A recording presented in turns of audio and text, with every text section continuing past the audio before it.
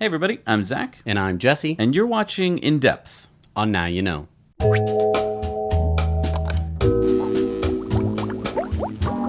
So we've got kind of 4 topics to cover here on In Depth this week. They all are the same basic theme. And the first one is going to be about the Model 3. Of course, there's people out there, the bears and the shorts, that are all saying that the net orders for the Model 3 are in question. Basically, they somewhere have some sort of data to suggest that the number of reservations of Model 3s are declining faster than they're being fulfilled. So they think that people are leaving the list. Right. Now, we've already debunked this in past episodes because, first of all, Tesla doesn't release this data on a weekly basis, so there's no way to know whether they've actually delivered a car and that's why someone's off the list, or whether someone left because they were tired of waiting. All they know is the amount of money in this bank account, basically, which is the $1,000 that you put down when you're interested in a car. Right. And it's getting more complicated now because now you can skip the line, right? You can put down $2,500 and you can put your name on the list ahead of the line. Right. And so it's getting more and more complicated to keep track of this list, and yet these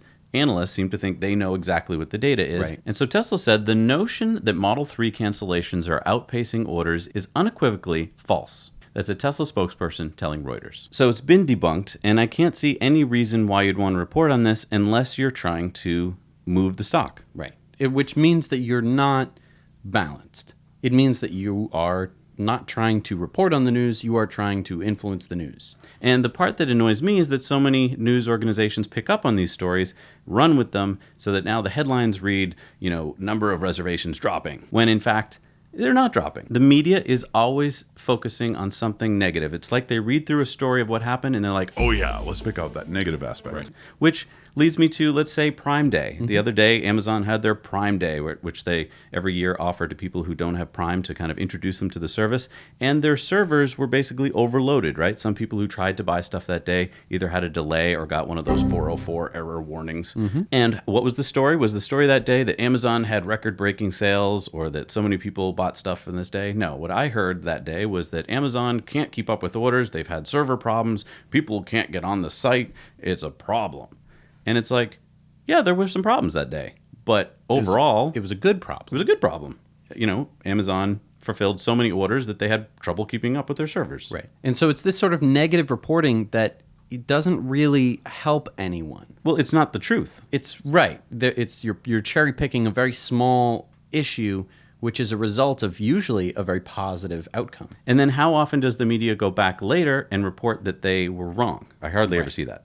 And the next story in this, of our 4 parts here, is that you remember Sandy Munro. He runs Munro & Associates, which tears down cars, makes a full reporting, and you can buy that report. In this case, for $70,000, you can buy this full report that you're kind of seeing the books of information here. And the first videos that he put out were very negative on Tesla. They said that the body panels had huge gaps, that this was just built totally improperly, on and on. Right. Latest information from Munro, now that he's completed his complete report, says... Well, he says that the Model 3 is 30% profitable. Right. The margins are 30%. He compares, for instance, the rear view mirror in the Model 3 and says that it's like $29 compared to the like $124 rear view mirror in the Bolt. Was this what he reported earlier? No, he was very negative very early on. And, keep in mind that he had a very early car, in the 600s. Panel gaps and stuff were big problems, especially with those employee cars, because those were mainly just going to Tesla employees. At the time, you couldn't really get your hands on one unless you were a Tesla employee. Right. So they fixed all of those issues in the later iterations of the car, which means that all the people who weren't Tesla employees who got their Model 3s did not have all these panel gaps. Again, interesting how for weeks and months we were hearing nothing but negative news, especially they were citing people like Sandy Munro because he's an expert in the field, and just that he tears the car apart.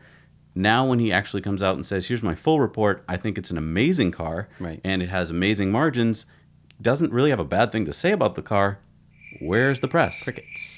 Yeah. So next, kind of interesting, we did an EV show over the weekend, and everyone couldn't stop talking about the Wall Street Journal article by writer Dan Neal. He's a Pulitzer Prize award-winning writer who writes about cars. He's well respected in the industry because he knows his stuff, and he came out with a very glowing review of the Model 3. Right, a pretty fair one, I would say. He had a couple things to say here and there, but overall was very impressed, especially with the performance Model 3. And he just got attacked on Twitter. Yeah, so basically, a couple days after he wrote the article, or a day after, he had to pull his Twitter account because he was getting slammed by so much negativity from shorts and bears who were saying, like, how dare you write about this? Well, first of all, I want to point out the people who are slamming him probably did not drive the Model 3. Right. So, almost no one has driven a performance Model 3. Right. I mean, he basically got one of the first ones. He was at the Fremont factory. Right. So it's people like, Marquise Brownlee and him who are getting them. So if you don't know what you're talking about, it's why should you tweet at him? Right. The fact is he's been a reporter for decades, and this is the first time in his life that he had to pull his,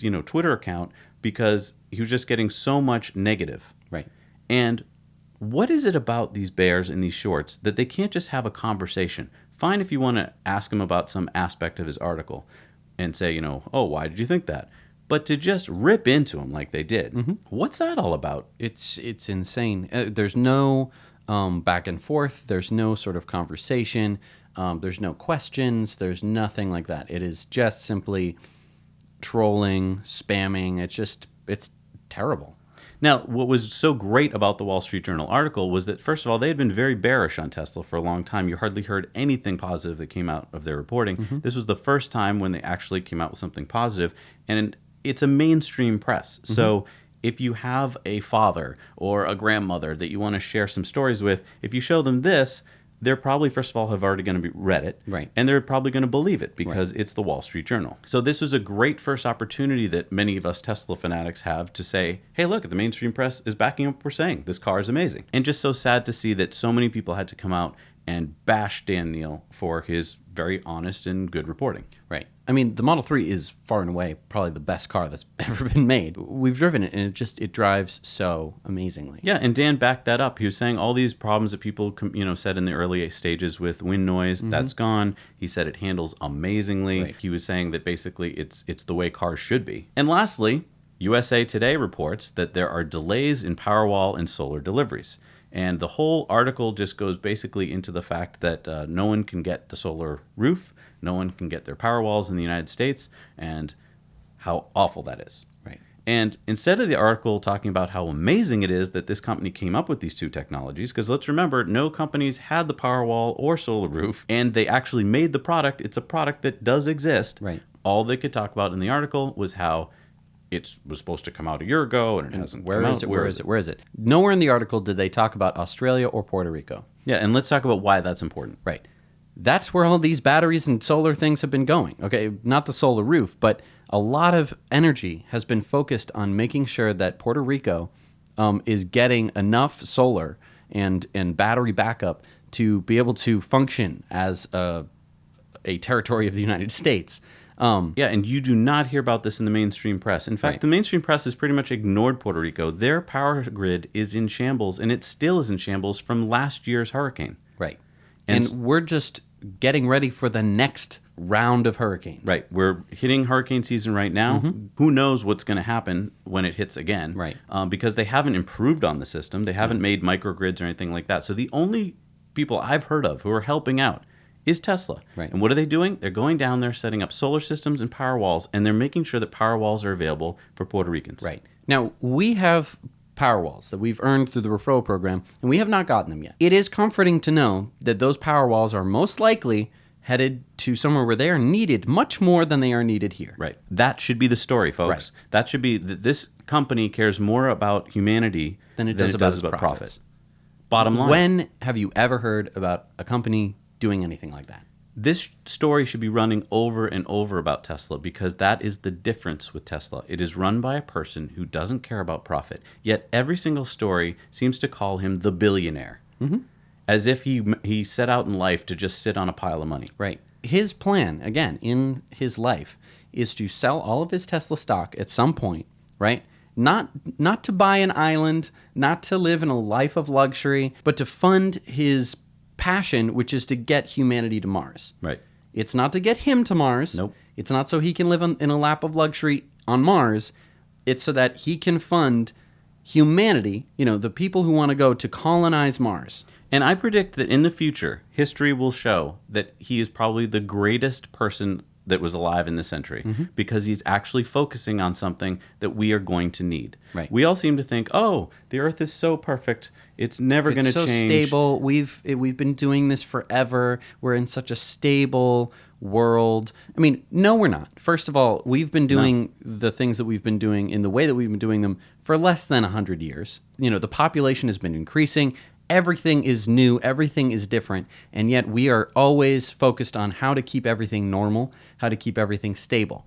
And it's like, you don't keep everything normal and stable by doing the exact same thing. Right. I mean, you bring up a really good point. Just look at our human population. Right. It's over 7 billion. Right. When I was a kid, it was not anywhere near that. Right. Like, we're showing you a graph right now of human population. Right. And it's insanely fast growing. Right. And so everyone wants to pretend that the world is just this sort of stable thing that's never changing. It hasn't ever changed.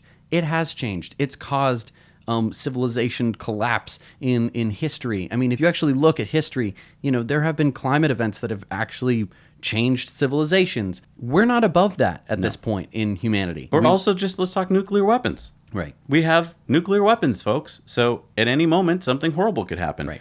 And if you have another planet with humans on it, that's a backup. It's a backup. So, I mean, this is what Elon strives for. It's what he cares about. Making a meaningful change to the world in order to keep it roughly the same. Just because you as a reporter or a journalist may not understand his full picture doesn't mean that what he's doing is crazy. Doesn't mean that what he's doing is egotistical. The takeaway from this is that so many people think, oh, what is crazy Elon up to next? Right. Just because you don't understand it doesn't mean he's not doing the right thing for humanity. Right. And just to go back to the energy for a second, we talked about Puerto Rico.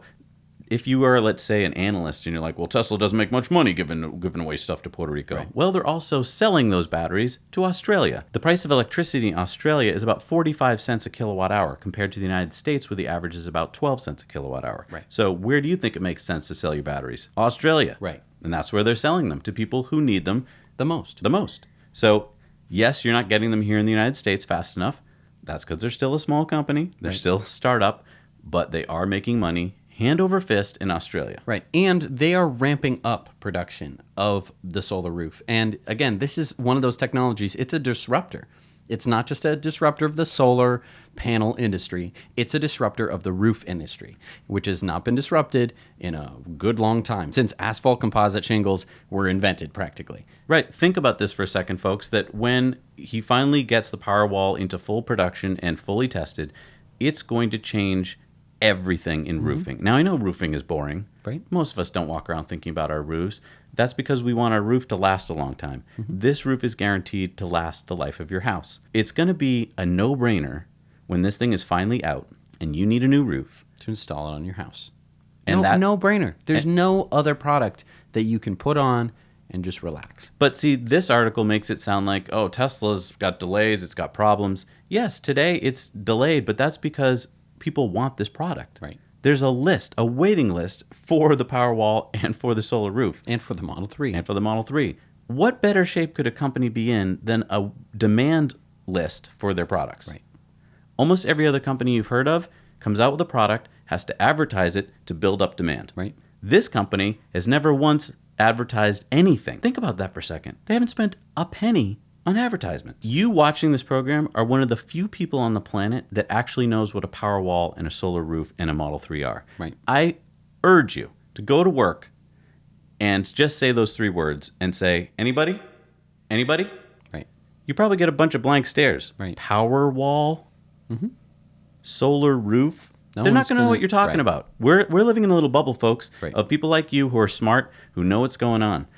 But Tesla has not advertised this to anybody else. Right. Because imagine if we were back in the horse and buggy days and you knew about this thing called the automobile that was coming. Right. You'd seen one, maybe driven in one, and you were like, hey, everybody, have you heard of the automobile? And like, the what? So get out of here, you know? A thing that runs without horses on it? Right. That's crazy. Right. So we just thought we had to get that off our chest. There's just so many negative stories, and we know that they're just coming from the wrong place. We just urge the media out there, start being positive, start doing your research, find out what's coming, because this has happened in history before. Right. And just be balanced. Just, look at the negative and look at the positive. I mean, it's such a good problem to have the demand ready and waiting for you. And just go back through some of your older articles. Go back 2 or 3 years, see what you printed about Tesla, and then see where they are today. Right. They're not bankrupt.